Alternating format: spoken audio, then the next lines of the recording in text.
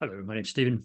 Today we're having a look at the Holy Bible in modern English, or more commonly called the Ferrar Fenton Bible, published in 1903. Now, you may have noticed on the thumbnail that I gave a bit of a caption which said that it was the whale that became a ship. And that's one of the things that the Ferrar Fenton Bible is known for. Because if you have a look here at Jonah chapter 2, verse 1, and it says, "But the ever-living had appointed the great fish to pick up Jonah. And Jonah was 3 days and nights in the hold of the fish. And Jonah prayed to his ever-living God from the hold of the fish and said," etc.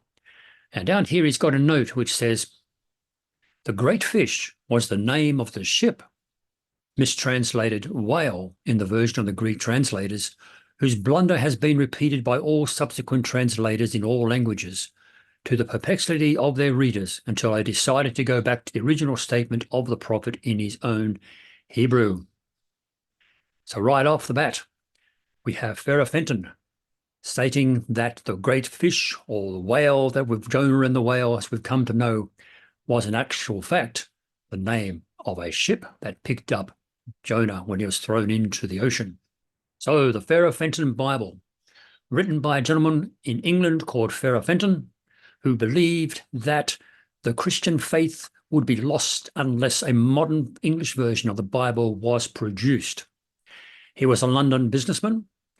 He was born in 1832, died in 1920. And he began working on the translation of the Bible in 1853.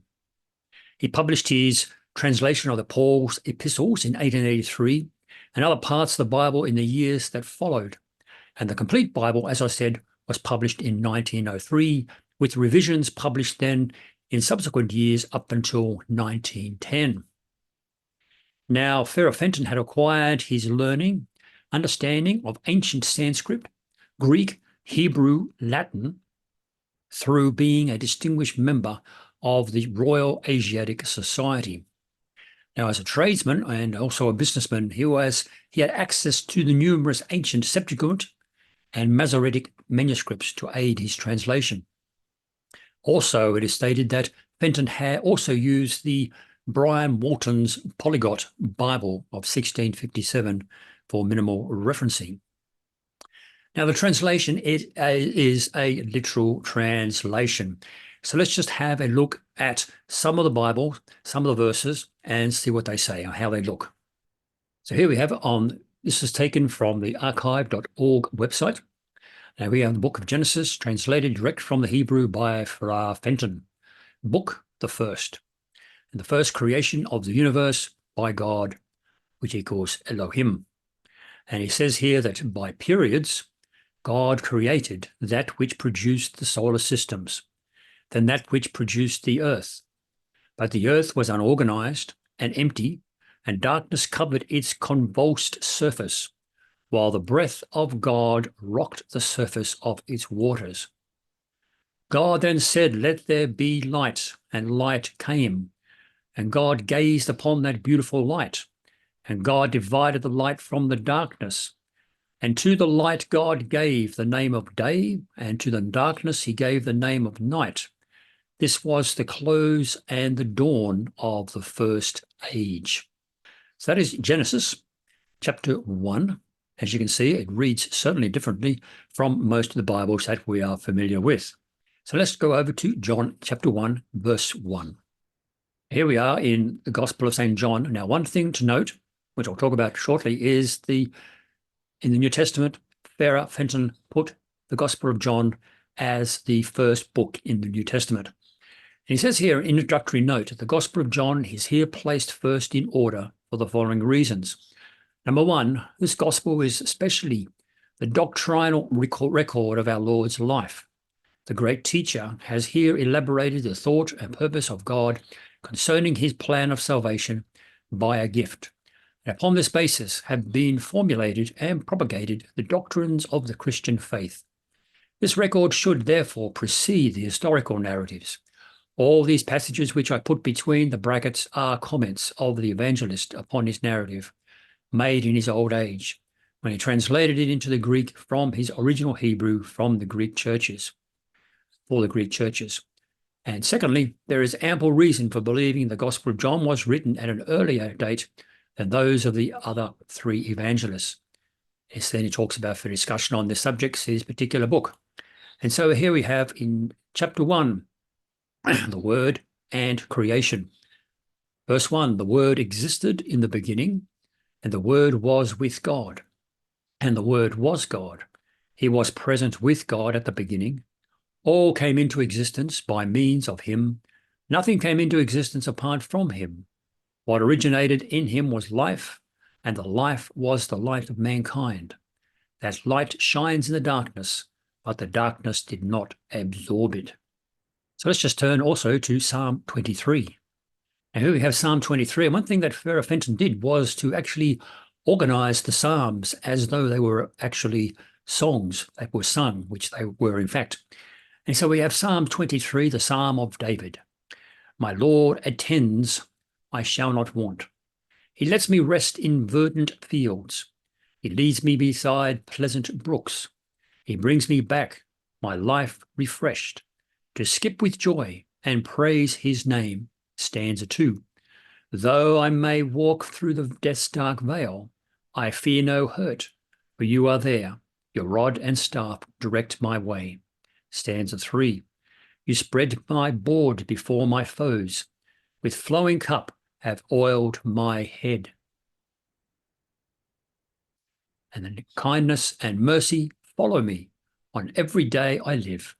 And in the Lord's house I shall dwell to lengthen out my days. So that was Psalm 23. Quite slightly different again. But as I said a moment ago, the Ferrar Fenton Bible is actually quite literal in how it's done. It was believed to put the Bible into correct chronological order, according to him, as written out by the Hebrew or the Israelites in their Hebrew Bible. And so it runs slightly different to how we've got it. And in fact, some of the New Testament also is in a different order to what we have. Let me just read to you a portion from the Wikipedia. It says here that in the Old Testament, this order follows that of the Hebrew Bible. And the name of God was translated throughout the Old Testament as the ever-living, as we saw earlier, but to a lesser degree as Lord, and to as much lesser degree as Jehovah, such as in Numbers chapter 15. The Bible is described as translated into English direct from the original Hebrew, the Chaldea, and the Greek languages.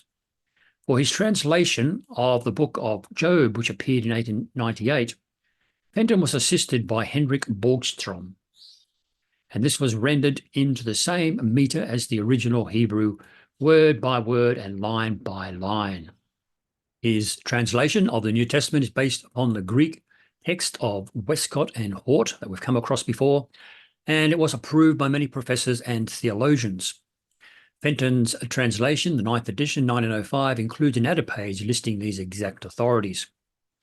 The ordering novelty of the New Testament is that it places the Gospel of John, which we just saw a moment ago, and the first epistle of John at the beginning before the Gospel of Matthew, thus placing the Acts of the Apostles immediately after the Gospel of Luke. This Gospel is especially the doctrinal record of our Lord's life. The great teacher has here elaborated the thought and purpose of God concerning his plan of salvation by a gift. Upon this basis have been formulated and propagated the doctrines of the Christian faith. The record should therefore precede the historical narratives. And as we wrote earlier, he said he believes that the Gospel of John was written earlier than that of the other three Gospels. But I think there's a bit of an area of contention, and most people these days believe that the Gospel of John was written by John in his old age and therefore closer to 80 or 90 AD. And as I stated earlier at the beginning, Ferrar Fenton's Bible is best known for its translation of Jonah chapter 2, verse 1, which translates the great fish or the whale as a nickname for a ship or a man-made sea vessel, and not a literal whale or sea creature. And also included a footnote explaining how he restored this passage to what he believed its correct meaning. And he also inserted his assumed dates for various sections. As far as popularity goes, at least 10 editions of Fenton's translation were published in his own lifetime. He also continued to add extra notes to these editions up to 1910. An abridged version was then published in 1935 and reprinted in 1951. And if you go to Amazon, you can actually still buy a copy of the Ferrar Fenton New Testament or even the complete Bible. Who was this Ferrar Fenton? Well, as I said, he was born in 1832, died 1920. He was a London businessman, a manufacturer, and a financial organizer. And as we said, that he's best known for the Bible in modern English, we're just looking at the moment. He was born in Waltham in Lincolnshire, England, and initially educated by his father, R.C. Fenton, and then he attended a private school. And some actual records note that he was actually a child prodigy, and he could learn and teach himself Greek and Hebrew even from a young age. Fenton's parents originally wanted him to go into the ministry to become a Anglican Church of England minister, but he lost interest in spiritual matters by the age of 20. Following a university education, he began working in a factory and eventually became the manager of it. He became involved in the diamond business in South Africa and eventually became head of the well-known De Beers.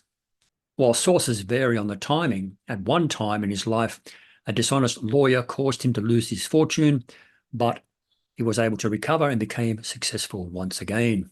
So he was quite a resourceful and talented businessman. He was a Church of England layperson or layman, and it said that he had knowledge of 25 Oriental and modern languages and dialects, which we mentioned earlier, as far as Sanskrit, Greek, and Hebrew and Latin goes. He viewed his career in business as a background for his Bible translation work, saying that, "I hold my commercial experience to have been my most important field of education, divinely prepared to fit me to be a competent translator of the Bible, for it taught me what men are and upon what motives they act and by what influences they are controlled." It's interesting that the Cambridge History of the Bible, referring to this particular translation, describes it as sometimes erroneous and amateurish, and suggesting that the value of his work is in keeping the idea of a modern language translation alive. So that is the Ferrar Fenton Bible. An interesting Bible. Check it out yourself. You can go online to archives.org and just type in his name, and it'll come up with the various PDFs of the Bible itself, and you can go through them. He is certainly written in a different way, a different style to the King James and the New International Version and New American, etc., and even the Amplified. But that is what he believed the actual Greek and the Hebrew and the Septuagint, etc., was saying at the time. And as the Cambridge History of the Bible just stated, indeed, it's another step, another leg up from heading towards the 1900s with the proliferation of a lot more modern Bibles. And so, in other words, he had the idea of a more modern translation, more modern language, to keep it alive, for people to be able to read in England and across and around the world wherever English was spoken. So it's an interesting Bible, one that I hadn't come across before. Do you know about the Ferrar Fenton Bible? Make a comment in your comments below if you do, if you've come across it. And I hope you enjoyed this video. If you did, please like, subscribe, and share so more people may see it. Until next time, God bless.